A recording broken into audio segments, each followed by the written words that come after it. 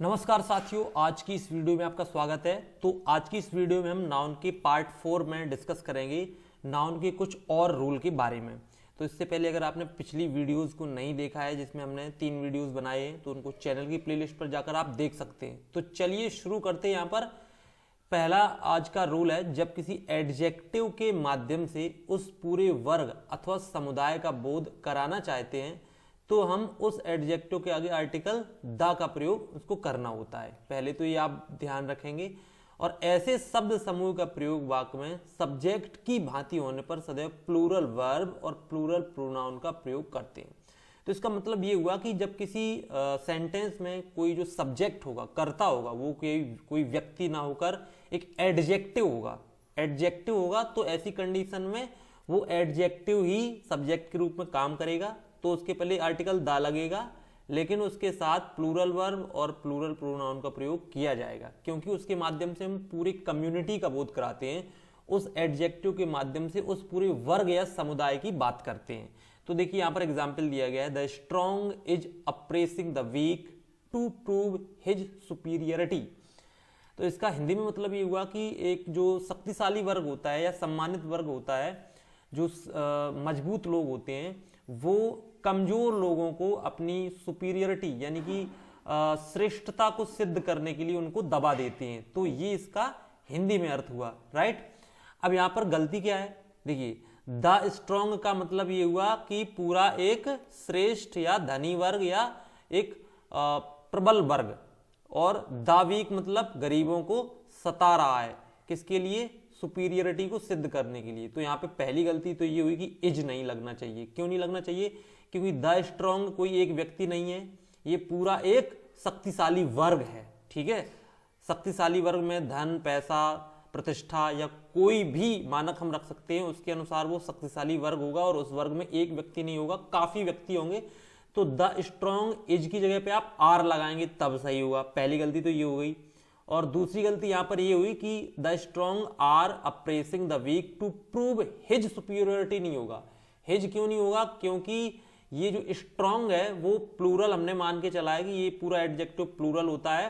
तो हिज की जगह पे देयर का प्रयोग करेंगे तो देयर सुपीरियरिटी सही हो जाएगा। ठीक है, तो पहले सेंटेंस में हमने आपको 2 मिस्टेक बताई कि पहला इज नहीं लगेगा, यहाँ आर लगेगा, और यहाँ पर हिज नहीं लगेगा, यहाँ पर देयर सुपीरियरिटी लगेगा। ठीक, एक और एग्जाम्पल देते हैं, the wise is proud of his wisdom. तो द वाइज का मतलब ये हुआ, देखो वाइज मीन्स होता है कि बुद्धि, द वाइज मीन्स हो जाएगा बुद्धिमान वर्ग। यहाँ एडजेक्टिव के माध्यम से कर्ता का बोध किया गया है, तो इसका मतलब ये हुआ कि बुद्धिमान वर्ग को अपनी विजडम का क्या होता है, प्राउड होता है। ठीक है, अभिमान होता है। तो यहाँ पे पहली गलती ये हुई कि द वाइज इज की जगह पे आप क्या लगाएंगे, आर लगाएंगे, क्योंकि ये पूरा प्लूरल समुदाय होगा। ठीक है, बहुवचन ये होगा। तो the wise are proud of his wisdom यहाँ पर नहीं होगा, यहाँ पर देयर विजडम होगा। तो ये सेंटेंस सही होगा। तो आई होप आपको ये रूल समझ में आया होगा कि इसमें जो भी एडजेक्टिव होगा वो प्लूरल होगा, और प्लूरल होने की वजह से वो प्लूरल वर्ब और प्लूरल प्रोनाउन उसके साथ लगाए जाएंगे। ठीक है, चलिए इसके बाद हम अगला देखते हैं। यहाँ पर रूल दिया गया है, यदि किसी वाक्य में कार्डिनल डेफिनेट न्यूमरल एडजेक्टिव तथा ऑर्डिनल डेफिनेट न्यूमरल एडजेक्टिव का प्रयोग एक साथ होता है, अगर किसी सेंटेंस में ये दोनों एक साथ आते हैं तो हम पहले ऑर्डिनल नंबर का प्रयोग करते हैं और उसके बाद कार्डिनल नंबर का प्रयोग करेंगे। अब देखिए ये ऑर्डिनल और कार्डिनल नंबर होते क्या हैं। ठीक है, देखिए ऑर्डिनल नंबर का मतलब ये होता है, ये देखिए जो ऑर्डिनल नंबर दिया गया है इसका मतलब ये होता है कि जब हम किसी काउंटिंग को first, second, third, fifth, fourth इस तरह से लिखेंगे तो ये एक ऑर्डिनल नंबर होगा। लेकिन अगर हम गिनती की तरह 1 2 3 4 5 6 ऐसा लिखेंगे तो ये कार्डिनल नंबर हो जाएगा, राइट। तो आप ध्यान रखिएगा, ऑर्डिनल नंबर का मतलब first, second, third, fourth, fifth इस तरह से काउंट करना। तो बस ध्यान क्या रखना है कि सबसे पहले हमको ऑर्डिनल लिखना है और फिर कार्डिनल। चलिए देखते हैं, एग्जाम्पल दिया गया है, I have red 2 first chapter of the books. तो इसका मतलब हिंदी में मतलब यह है कि इस किताब के मैंने पहले 2 पन्ने या पहले 2 चैप्टर पढ़ लिए। अब यहाँ पर गलती क्या है कि देखिए जो चैप्टर हैं वो कैसे हैं, 2 फर्स्ट। 2 फर्स्ट का मतलब ये कहने का मतलब यहाँ पर ये आ रहा है हिंदी में कि पहले 2। अब ऐसी कंडीशन में हमको फर्स्ट पहले लिखना होगा, ठीक है, फर्स्ट टू, क्योंकि फर्स्ट आपका ऑर्डिनल नंबर है, इसके बाद टू लिखेंगे, टू मतलब कार्डिनल नंबर हो जाएगा, ठीक है। तो ये दोबारा सेंटेंस जो लिखा गया है वो सही है, I have read first two chapter of this book. तो ये दूसरा वाला सेंटेंस सही है, पहला वाला सेंटेंस गलत क्यों है, क्योंकि यहाँ पर जो टू दिया गया है वो कार्डिनल नंबर है और ये कार्डिनल नंबर बाद में आएगा और फर्स्ट जो कि ऑर्डिनल नंबर है ये ऑर्डिनल नंबर पहले आएगा, तो फर्स्ट टू सही होगा। तो इसी तरह के एग्जाम्पल आप ध्यान रखेंगे कि कभी भी ऐसी कंडीशन आती है तो पहले ऑर्डिनल इसके बाद कार्डिनल, राइट। चलिए नेक्स्ट देखते हैं। अब इसी जो पिछले वाले रूल का यहाँ पर थोड़ा एक्सटेंशन दिया गया है, विस्तार दिया गया है कि यदि इन नाउन यानी कि ऑर्डिनल नाउन और कार्डिनल नाउन, ओसी मतलब ऑर्डिनल और कार्डिनल का प्रयोग फ्रैक्शनल यानी भिन्न के नंबर दर्शाने के लिए अगर किया जाता है तो अब हम पहले कार्डिनल नंबर का प्रयोग करते हैं उसके बाद ऑर्डिनल का, यानी कि अब हम पूरा चेंज कर देंगे, हम पहले कार्डिनल उसके बाद ऑर्डिनल यानी उल्टा लिखेंगे और ऐसी कंडीशन में ऑर्डिनल नंबर को प्लूरल नंबर में रखते हैं, ये भी ध्यान रखिएगा।